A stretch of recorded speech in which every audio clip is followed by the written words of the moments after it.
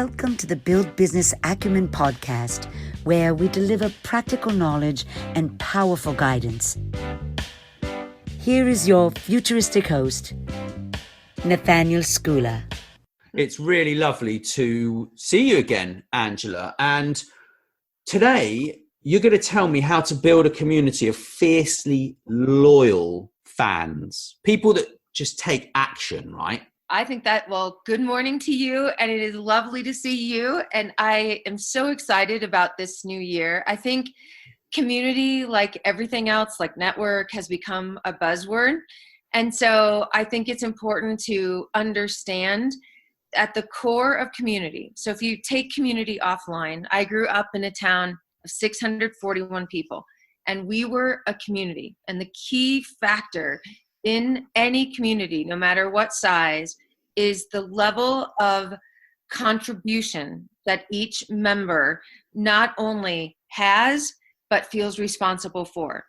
It feels, when you're in a community that matters to you, that you want to be a part of, contribution is a non-negotiable, because you understand that every member in that community has a gift that is needed by another, and that the idea of withholding that gift, of withholding everything that you are towards something bigger, it doesn't exist.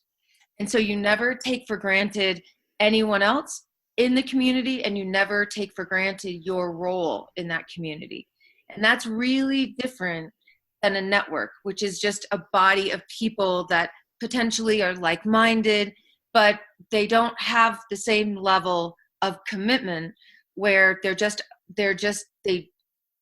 are a part of something, but they don't necessarily have that deep, DNA level driven idea that they must contribute. So what do you think? So you can see me looking up at the sky there. I have this really bad habit. I mean, people aren't watching this, thankfully. Because I have this bad habit of just sort of looking up when I'm thinking. Mm-hmm. And it's very interesting what you're just saying. I think from a personal standpoint, I think it depends on actually the cause that you're focusing on. I mean, for me as an individual, since my network became really strong, right, which is literally the past couple months, I've been focusing on just working out who on earth in that network, will help me to create content, right? That's the most important thing. Help me to share that content and deliver massive value when I interview them, right? So that's my purpose, is sharing that content with people to make their lives better, okay? So that's my actual purpose with that content, So for me as an individual, I think I actually fit into what you're talking about quite nicely. Problem is, most people, their actual networks are shallow, Yes. And they have not communicated their value to people. I mean, I know you, and I know you've built communities that are so big, like millions of kids, right, have done things. Do you want to talk a bit about that and explain what they've done and how you did it and this sort of stuff? I do. And I think that it goes back to, again, I go back to the web is very similar to a small town. Even though the people think that the web is this gigantic, faceless, nameless place, it operates under what I call small town rules. And so small town rules are: you acknowledge everyone, you never underestimate anyone, you always recognize whether they're your best friend or your neighbor, you truly treat people neighborly. And I go back to this obsession of mine is contribution. So I use the example of a barbecue. Like, if you enter a new true community, people welcome you, and they don't expect you to bring a covered dish. They don't expect you to contribute. But there's an unwritten rule that if you come to that barbecue every weekend and then you eat everyone else's goods, everyone else's value that they put time and energy and care into, you will be ostracized emotionally from that community. And so I think the core of building is understanding that there is an open invitation to your barbecue, that you share your value and say, this is what I have, this is what I'm putting on the table. If you're interested, come taste it. There's no expectation of reciprocity.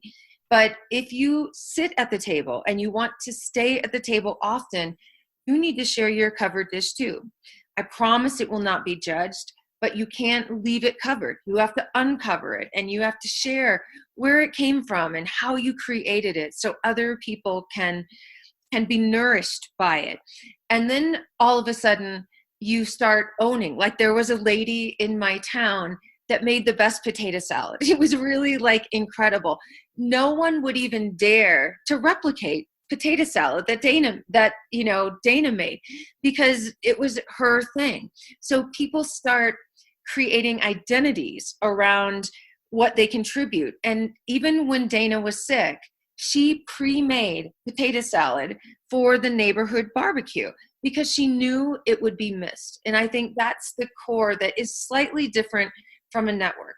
A network is a body of people that surround you and build you and grow with you, and you can learn from and be inspired by, but not necessarily do you belong there. You're a part of it, but that's different than true belonging where you're missed. What do you think? You want to push back? Do you want to argue that? No, I'm not going to argue with any of that. But I think people listening to this want to know why they should listen to you. And I want to reaffirm that they're listening to you for the right reasons. Yeah. Not just because they know who else has been on my show. Right. Because I know that you've done amazing things with millions of children. Yeah. Like you created a movement, didn't you? Which was the You Matter movement. Right. And that attracted IBM to you, and it created huge change, right? So how many kids were involved with that, and what happened? Yeah. So I have been living and embodying the message of mattering for as long as I can remember, articulating it in the way that I did in a talk that I did for TED. I had to tighten it up. Like, when you look at, you have 17 minutes to get people's attention to change the world. I thought long and hard, and I thought, like, it isn't someone else's idea that changes the world. It's awakening what people already know and have that changes the world, so they come to the world their full selves. So it's a really simple concept. If people understand they matter, and they understand they have value and know what that value is, and that is needed by someone else, which is the driver of human behavior, everything changes. And I would say I was directing the message of mattering to kids, but realized very quickly kids believe that they matter. They know they are born to make an impact. They enter the world until an adult in their life tells them that who they are and what they have is not enough, doesn't fit in this box. Every 5-year-old that I know runs to school and is ready to contribute. They don't need to be prodded. They don't need to be pushed. They don't need to be convinced. They understand that they have something that you need, whether they believe they're a dinosaur expert or a dancer or an artist. They are bursting to show and tell. And not because they're trying to brag or outdo, because they can't stand the fact that if they know or have something that they could give to you, they will not withhold it. They will burst inside before they hold it out, before they hold it in. So based on that core DNA level knowledge, people rallied around that. I gave them a mirror to themselves. And so kids mostly rallied in the tens of thousands and demanded that they matter. And they understood that they were recognized for their power as not kids, but individuals who could contribute to the betterment of someone's life in the world. And that movement, the biggest change that it sparked beyond just individual kids, and it's a lot of them, like in a year they launched, oh my gosh, 176 social enterprises. They passed 17 laws. They moved forward change in 60 countries. So, but beyond that individual, they changed a structure in schools that needed to be changed. So companies like IBM, companies like Google, companies that I worked with, that I interviewed, the way they kept talent, the way they recruited talent was they got out of the way of the genius that they hired. And like Google most famously said, 1 day a week or 20% of the time, you can use your genius for the betterment of our company in the world. So I created that same structure in schools called Genius Hour. So convincing adults in kids' lives for 1 hour to literally get out of the way and see what happens. And now we estimate that Genius Hour is happening in about 68 countries with over 1 million active students every week in school. And that's important. It's not separate from their education. It is their education, using their genius to change the world and running the school because of it. So that obviously spilled over into adults. Go ahead. So what are the type of things that they've been doing at school in this Genius Hour? So this is a once a week thing or once a day? Once a week. Okay. I would love it to be once a day. It's once a week. Every school does it a little differently to get something mainstream. Sorry. In how many schools? We think it's in about 68,000 classrooms. So just from our, in general estimates, in over 60 countries. So it's pretty incredible because it was through networks of teachers and networks of schools that I had built up over working with schools for 25 years, and the ability of social media to spread how that could work in schools. I know, it's amazing. If you think of how many, even more miraculous though than what the kids are doing, and this is where the adults came, then it started, the attention of it came through projects that kids were doing. And then kids started discovering their essentialness, because I think projects are a temporary sort of high where even if the project gets notoriety, I mean, there's some profound projects. There was a second grade class where one of their classmates lost her arm, and the kids 3D printed a freaking arm. They 3D printed an arm. There's an 11-year-old that is on opening her 5th orphanage in Ghana. So the projects are profound. There's a first grade class that raised money to build a library for kids when they found out. So it is spectacular what kids are capable of, passing laws in states that legislators couldn't pass. But more importantly, a different breed of students emerged, thousands of them, that said, you know what, I don't have a cause that I'm really like.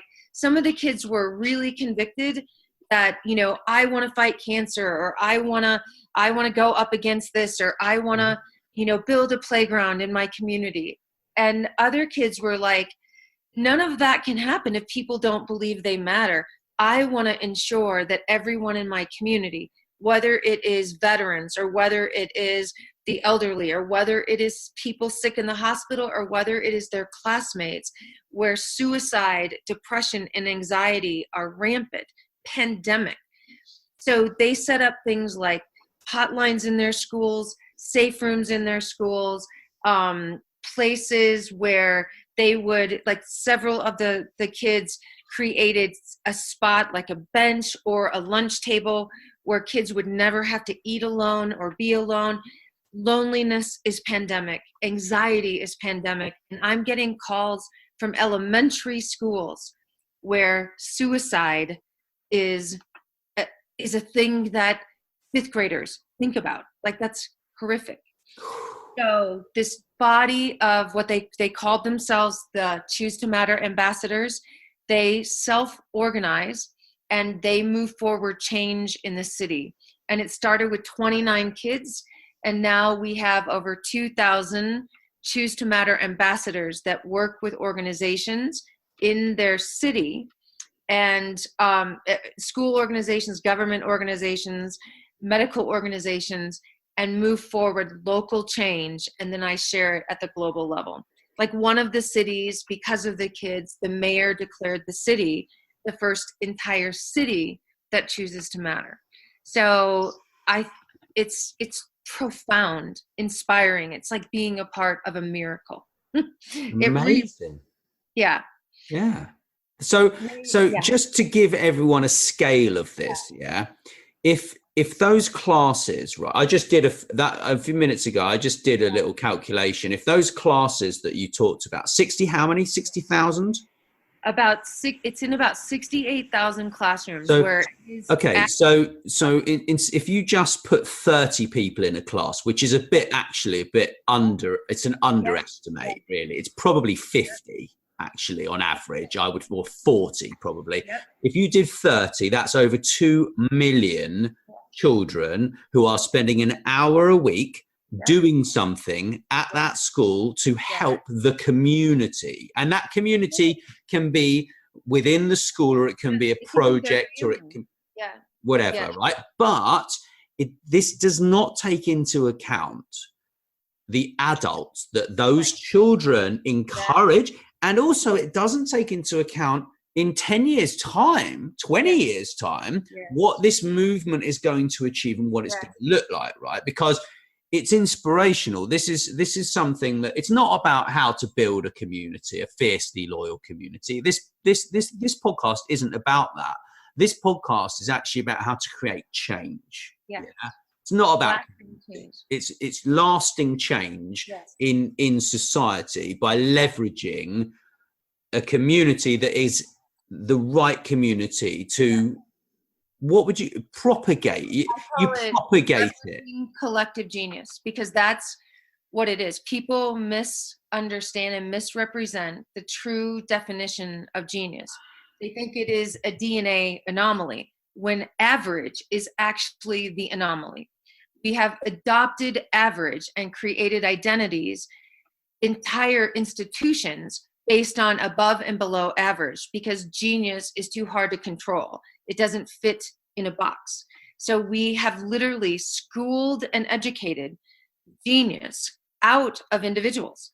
And collectively, we spend trillions of dollars trying to liberate it from the world and workforce, because every 5-year-old not only understands that they have something someone else needs, but they understand how to articulate it. They are walking, talking personal brands with humility, not hubris, with integrity, and with a fierce commitment toward something bigger than forwarding their own good. And so it's just basically trying to get society to get back to their 5-year-old selves when they fiercely knew who they were and why they existed, and not for their own purpose. And then the next key to that is leveraging collective genius. So when I work with kids or grown-ups, I don't count the ages, the genders, the grades. I look at the number of people in the room. So let's say it's 1,000. Our largest event was 6,500 K-12 kids. So it's a time limit. And I say we have 24 hours together, and we have 1,000 of us. And if everyone contributed their best, fiercest self, no holding back, no hesitating, complete courage and bravery, what could we accomplish together? And the methodology in which we ignite change, instead of having individuals follow their passion and heart, we ask them to follow heartbreak. So if you say, Nathaniel, what matters to you? Well, it could be producing content. That matters to me. So the rub is, you could get all wrapped up in producing your content and getting yourself a top podcast and all of that. and find success, but not necessarily fulfillment and significance. But if I said, what breaks your heart about the content that exists right now, or the way people access it, and you drive your actions and use your passion to fill and mend that heartbreak, now you're in a whole different place. You're producing content for a whole different reason. Yeah, that's what I'm producing content for already. Yep. Because I'm not going to lie. Yes, I'm my own biggest fan, right? Who isn't? Yeah. You have to be. But you have to understand your worth. The problem is most content is rubbish. Yeah, I'm not joking. Most of it is junk. Like 100%. you listen to a podcast and just trying to sell you something every 5 minutes. Yeah, and it's rubbish. Yeah, you're not going to learn anything from most of these podcasts. Yeah, you're going to spend an hour listening to something that you could have actually talked to one of your friends and said, "Hey, can you help me learn something about this?" And they say, "Oh yeah, all you need to do is this, this, this, and this." Yeah, right. And that makes me tick. Yeah. But what else makes me tick is actually giving this content away. Yes. Yeah. Exactly. So that I can change someone's life. That's right. That matters to me. Like the other day I was talking to this guy, right? And he was just like, basically, I go to church, right? I don't care who knows. I'm not bothered, right? I don't push it on anyone. It's my business. Yeah. It's my business. Yeah. It doesn't make any difference to I'm not going to say more about it apart from met this chap and he's got these massive tattoos on his neck. Yeah. And he's a big guy. You can see that he's a big guy and he's got this intense look on his face and this huge beard. Yeah. And we went and had a drink with him afterwards and he's the loveliest guy and he was actually quite religious and stuff. And the sermon was all about faith. Yeah. And whether you believe in God or you don't believe in God. Yeah. If you don't have faith, right. Yeah. Then you're losing something. You must have faith in something. Yeah. Like everyone has faith in something. In yourself. People have faith. Exactly. So what I was saying was he got like he got £200 from the government. He's not, he's broke, right? He's homeless. He's sleeping in a hostel, blah, blah, blah. And I said, dude, in Hackney, right? With your tattoo on your neck and your beard, like you could run a bar, like chicks would just die for you. Yeah. Like, and the thing is, he said, look, I'm in a bad place right now. I said, look, don't worry. It'll all be absolutely fine. Yeah. And it was sometimes though, what's really interesting is that if you get into that place, you cannot see the genius that you lose it. And what I love about your movement is it actually is bringing those children to see their own genius. And then what will happen is, this is what will happen. They will give other people the knowledge of their own, because they'll say, oh, you're amazing at that. Like I spoke to my daughter the other week, right? And I was on episode 5 of my podcast. You need to interview, you must interview her. Not right now, but I will do. But I was on to episode number 5, right? And I said, look, Maya, I'm in iTunes. And she said, Daddy, are you famous? And I said, no, don't know what you're talking about. And I was just like, and then I was like, that's weird, isn't it? Like, and it's just, what's so amazing is that we've all become the media. Yeah. And in some way, shape or form, we've become the media. Yeah. And what I think is going to be amazing is when all of these people who are involved with your movement grow up to the age where they're actually allowed to use the internet and they're actually allowed to talk on the internet, it will just blow up even more. You'll have millions of people using that hashtag. And because I know you've had massive results, like you've been to governmental meetings. Did you go to Scotland in the end? I went to Scotland. I've been to Dubai. I've been just working with the ministries to try to help them set up Genius Hour in Scotland, in Australia, everywhere, so that they understand it isn't about giving kids the hour. It's about getting adults to get out of kids' way in the hour and understand that adults need to learn from these kids. So the most frustrating thing, I did an event with 256 probably Fortune 100 to Fortune 300 CEOs. So I'm in a room with almost 300 brilliant individuals who have billions of dollars within their companies. If you leverage the collective genius in that room, we were together 6 hours, the CEOs, nothing got accomplished. Another meeting got scheduled. So it was heart-wrenching. So I told the organizer, I said, this is why I am frustrated working with adults, with companies, because they spend more time thinking about what they should be thinking about. The difference in working, if I had 6 hours with a group of 300 kids, I don't care what age, there would be an action plan, there would be things done, there would be committees made, there would be websites built. Their default is action. Apathy and excuses and every other thing that gets in the way, but at the core of adults, they don't contribute fully because they still are operating on that above and below average. They are so worried about staying above average that they forget it is not about their score or their ranking or which company makes more, because every company CEO in there wanted whatever strategy, whatever knowledge for their own forwarding instead of looking around. What I love about kids is I've never, in all the kids that I've seen, and in the last 2 years, I've seen 32,000 kids live. What I've never once heard from them is what's in it for me? What can I get out of this? It is, what are we going to do? What are we going to do? And then they do it. They may fail. They may have too audacious of a goal, but they will absolutely do it. And adults don't do that. It doesn't matter what company, it doesn't matter how innovative. I've worked with IBM, I've worked with Microsoft, I've worked with Apple. It doesn't matter how innovative the company wants to be. If their members are not liberated to contribute, nothing is going to happen.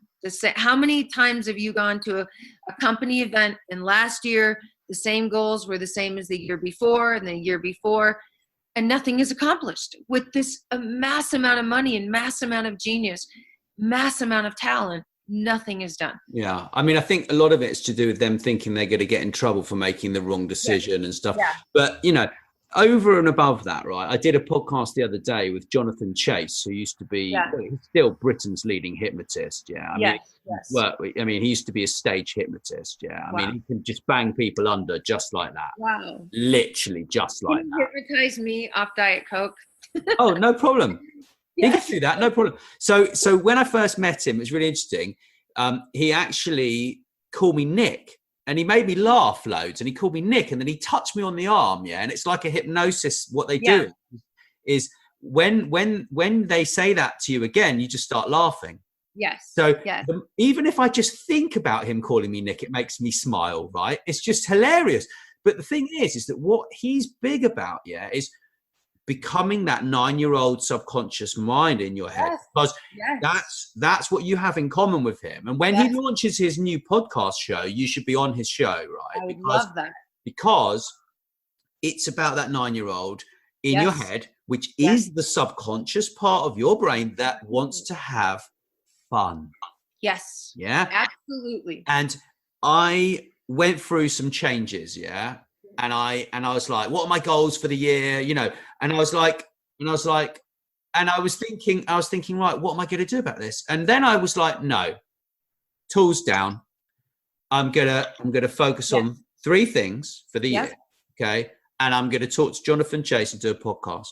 Yes. And I talked to Jonathan Chase and did a podcast. And since then I have gone from, 80% of my time doing things I hate to 20% of my time things I like, and now I'm doing 85 to 90% of things I love, to 15% of things that I don't like, right? Because everyone has to. You can't run away with it. So energy, your attitude. This is buzzing, buzzing.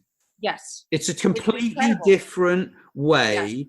It's like you are that kid again, and you're doing things that you want to do, right? And that's in essence, that's what you're doing.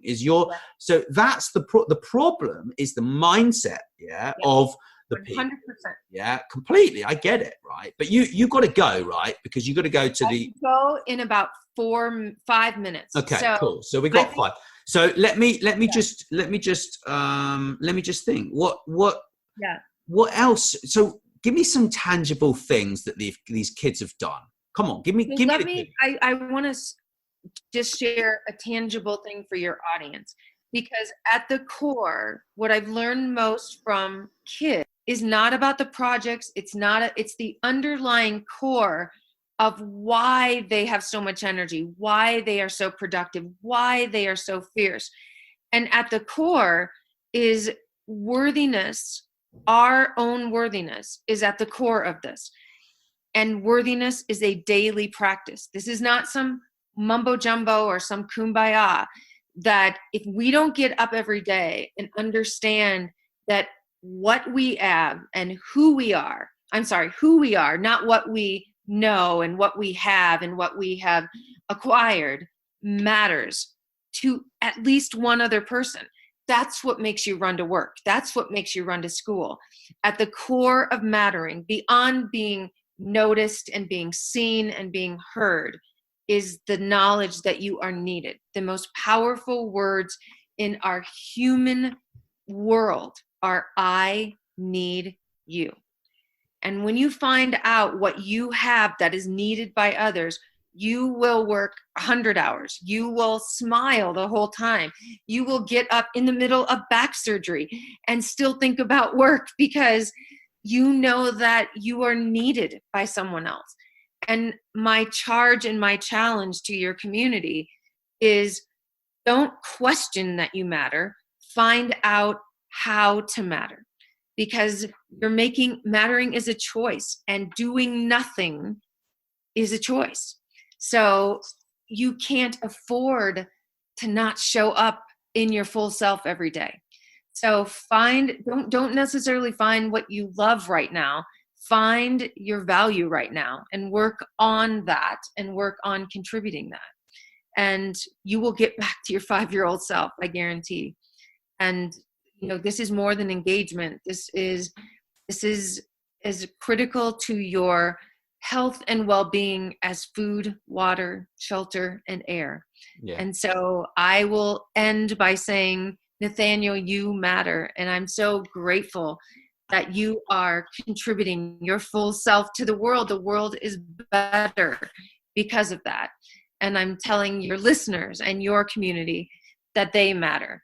And so I'm grateful to be here, and I'm grateful to be doing this work. Thank you, Angela. I'm going to say it as well.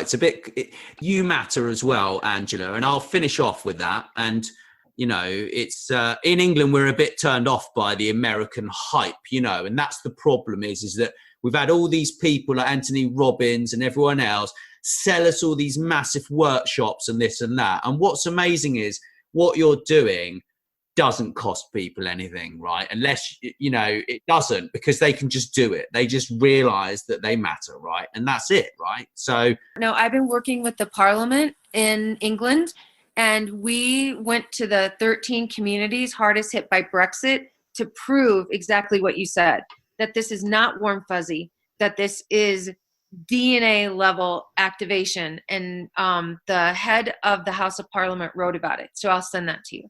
So I just traveled with 2 of the politicians, and then he went back and presented what we did to the House of Lords. Thanks so much for listening. Please subscribe, and wherever you prefer, share with your friends. And if you enjoyed the show, drop us a review on iTunes or wherever you listen.